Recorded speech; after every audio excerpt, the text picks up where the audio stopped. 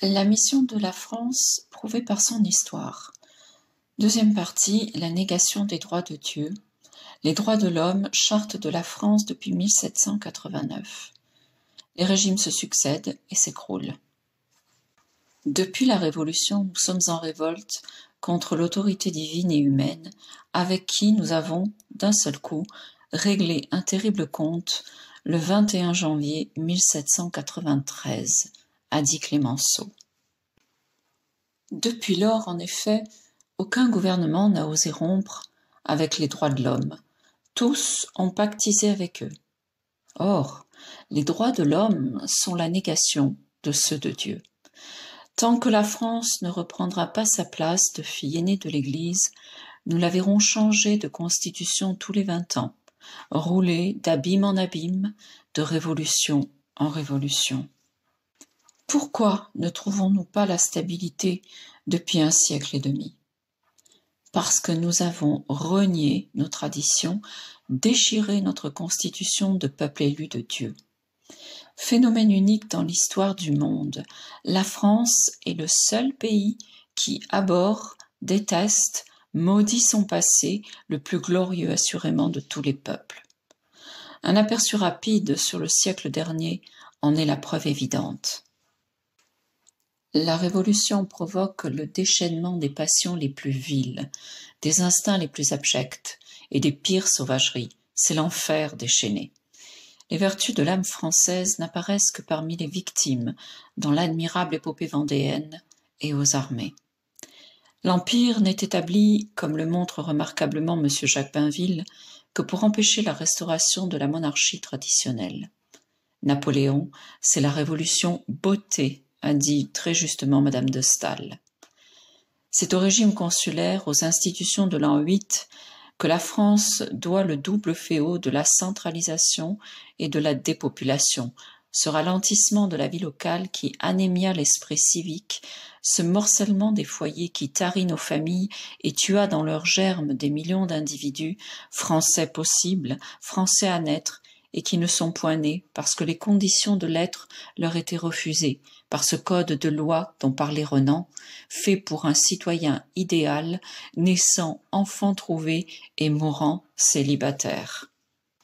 Aucun Français ne devrait parler ou écrire de Napoléon sans se rappeler qu'il a été le premier auteur de la concentration et de l'unification de l'Allemagne. Une politique générale qui, ayant gagné ses batailles, perd ses guerres et qui finalement paralyse un pays, le dépeuple, donne à ses plus redoutables voisins le moyen de grandir et de prospérer à ses dépens, ne mérite d'autres fleurs ni couronnes que les guirlandes mortuaires qu'on dépose sur les tombeaux. Les Français peuvent continuer d'avoir la fièvre au seul nom de Napoléon. La France, qu'il a laissée plus petite qu'il ne l'a reçue, doit se dire qu'en dernière analyse, ce sublime esprit fonctionna au rebours de nos intérêts. Toute la mentalité française issue de la Révolution, veut bien nous écrire un historien de valeur, réside dans le geste du plus grand représentant de cette révolution, de Napoléon lors de son sacre. Au moment du couronnement, il a enlevé la couronne des mains de Pie VII et s'est couronné lui-même. Geste sacrilège. Que devenait alors le Christ à Notre-Dame? Un simple invité. Comment celui qui, il faut bien le reconnaître, avait rendu le culte catholique à la France, n'a-t-il pas entrevu alors ni l'étendard de Saint-Michel avec sa devise « Quis ut Deus », ni le rocher de Sainte-Hélène et son châtiment? Sans doute Napoléon signa le Concordat, mais il emprisonna l'Église par les articles organiques et, à la fin de son règne, il persécuta le pape et le retiendra prisonnier à Fontainebleau où, par un juste châtiment de Dieu, il sera obligé d'abdiquer. Cependant, Dieu, dans sa justice infinie, ne devait pas abandonner l'âme de celui qui avait formellement voulu rétablir le catholicisme, alors qu'on le poussait à établir le protestantisme en France. L'empereur expia terriblement ses terribles fautes. Une seule voix s'éleva en sa faveur, celle de Pie VII qui l'avait maltraité. Quand l'expiation fut achevée, Napoléon mourut en chrétien. « Général, dit-il à Montholon, j'ai rempli tous mes devoirs. Je suis heureux de vous souhaiter le même bonheur à votre mort. Ce qui me console en ce moment, c'est d'avoir rétabli la religion catholique en France. Car sans la religion, que deviendraient les hommes? La Restauration mérita bien son nom. Ayant trouvé le pays vaincu et ruiné, en 1815, elle restaura la France en quelques années. Elle releva les finances et dès 1823, grâce à la sage administration du baron Louis, le franc était au pair et la rente le dépassait à 104 francs or. En 10 ans, notre commerce extérieur avait presque doublé.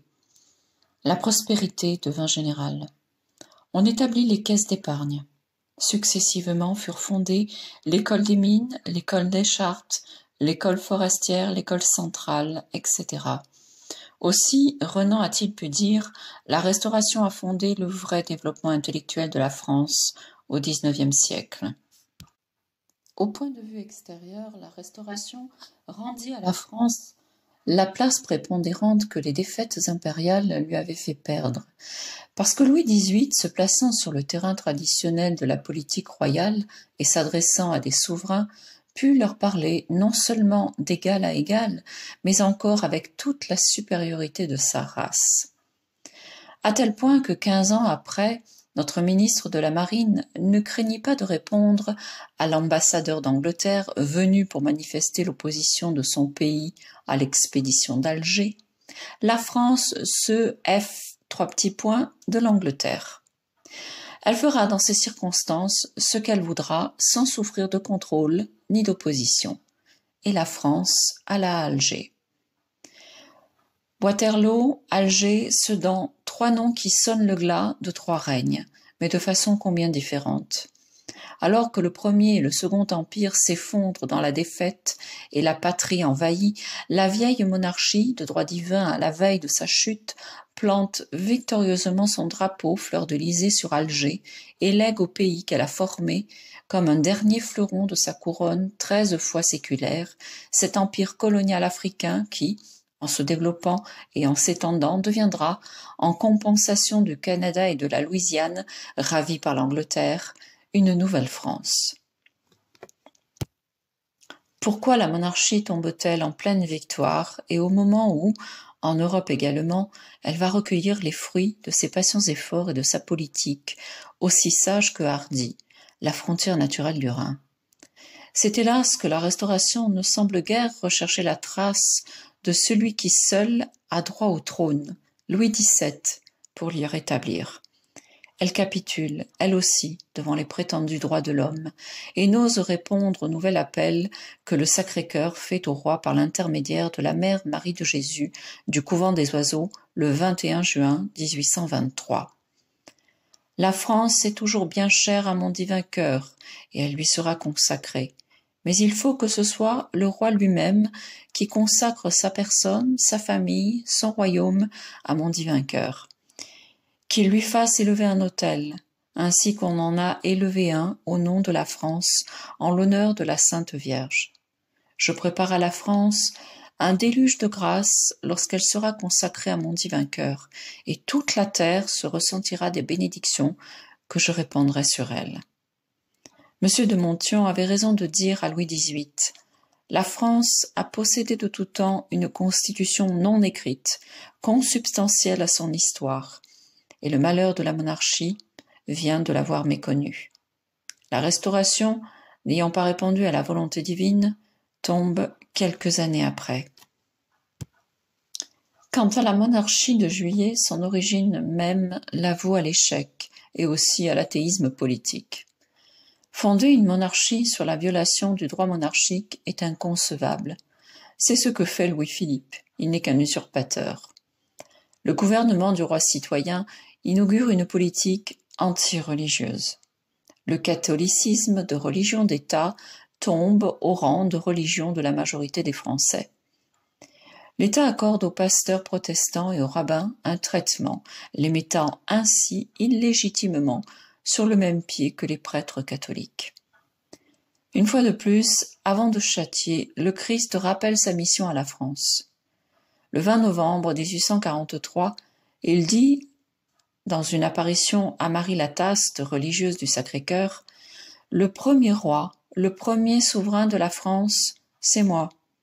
Je suis le maître de tous les peuples, de toutes les nations, de tous les royaumes, de tous les empires, de toutes les dominations. Je suis particulièrement le maître de la France. Je lui donne prospérité, grandeur et puissance au-dessus de toutes les autres nations, quand elle est fidèle à écouter ma voix. J'ai choisi la France pour la donner à mon Église comme sa fille de prédilection. À peine avait-elle plié sa tête sous mon joug, qui est suave et léger, à peine avait-elle senti le sang de mon cœur tomber sur son cœur, pour la régénérer, pour la dépouiller de sa barbarie et lui communiquer ma douceur et ma charité, qu'elle devient l'espoir de mes pontifes et bientôt après leur défense et leur soutien. Ils lui donnèrent le nom bien mérité de fille aînée de l'Église. Or, vous le savez, tout ce qu'on fait à mon Église, je le regarde comme fait à moi-même. Si on l'honore, je suis honoré en elle. Si on la défend, je suis défendu en elle. Si on la trahit, je suis trahi en elle. Si on répand son sang, c'est mon sang qui coule de ses veines. Eh bien, ma fille, je le dis à l'honneur, à la gloire de votre patrie. Pendant des siècles, la France a protégé mon Église. Elle a été mon instrument plein de vie, le rempart indestructible et visible que je lui donnais pour la protéger contre ses ennemis. Du haut du ciel, je la protégeais, elle, ses rois et leurs sujets. Que de grands hommes elle a produits, c'est-à-dire que de saints dans toutes les conditions, sur le trône comme dans les plus humbles chaumières. Que de grands hommes elle a produits, c'est-à-dire que d'intelligence, amis de l'ordre et de la vérité. Que de grands hommes elle a produits, c'est-à-dire que d'esprits uniquement fondés pour leurs actions sur la justice et sur la vérité. Que de grands hommes elle a produits, c'est-à-dire que d'âmes embrasées du feu brûlant de la charité. C'est moi qui lui ai donné ces hommes, qui feront sa gloire à jamais. Ma générosité n'est pas épuisée pour la France.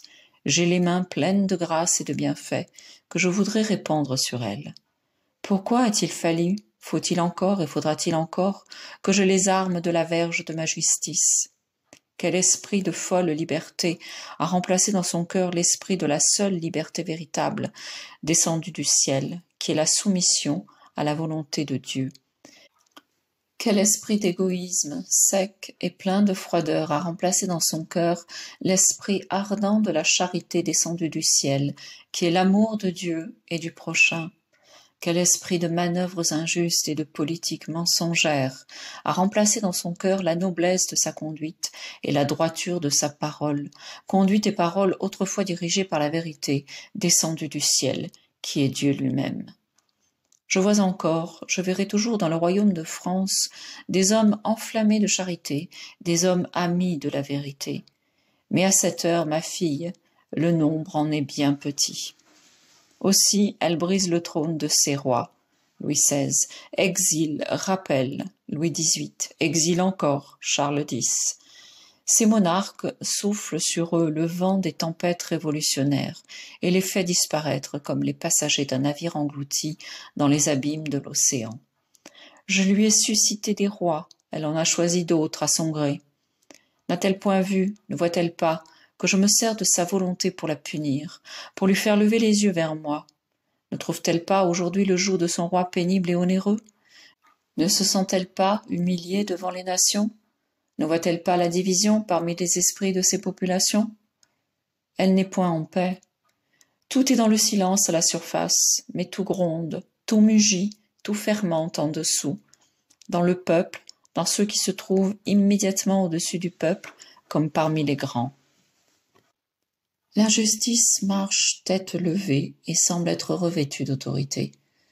Elle n'a pas d'obstacle, elle agit comme elle veut agir.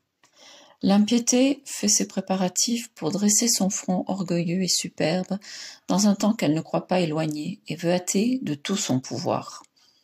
Mais en vérité, je vous le dis, l'impiété sera renversée, ses projets dissipés, ses desseins réduits à néant, à l'heure où elle les croira accomplis et exécutés pour toujours. France, France, combien tu es ingénieuse pour hériter, pour calmer la justice de Dieu. Si tes crimes font tomber sur toi le châtiment du ciel, ta vertu de charité criera vers le ciel. Miséricorde et pitié, Seigneur. Il te sera donné, ô France, de voir les jugements de ma justice irrités, dans un temps qui te sera manifeste et que tu connaîtras sans crainte d'erreur. Mais tu connaîtras aussi les jugements de ma compassion et de ma miséricorde, et tu diras, louange et remerciement, amour et reconnaissance à Dieu, à jamais, dans les siècles et dans l'éternité. Oui, ma fille, au souffle qui sortira de ma bouche, les hommes, leurs pensées, leurs projets, leurs travaux disparaîtront comme la fumée au vent. Ce qui a été pris sera rejeté, ce qui a été rejeté sera pris de nouveau. Ce qui a été aimé sera détesté et méprisé, ce qui a été méprisé et détesté sera de nouveau estimé et aimé. Quelquefois un arbre est coupé dans la forêt, il ne reste plus que le tronc, mais un rejeton pousse au printemps et les années le développent et le font grandir. Il devient lui-même un arbre magnifique et l'honneur de la forêt. Priez pour la France, ma fille, priez beaucoup, ne cessez point de prier. 3 ans plus tard, en 1846, c'est la Vierge qui vient à la Salette. Je ne peux plus retenir le bras de mon fils, et ce fut la révolution de 1848. Mais la Vierge avait ajouté que le vicaire de mon fils, le souverain pontife, Pie IX, se méfie de Napoléon.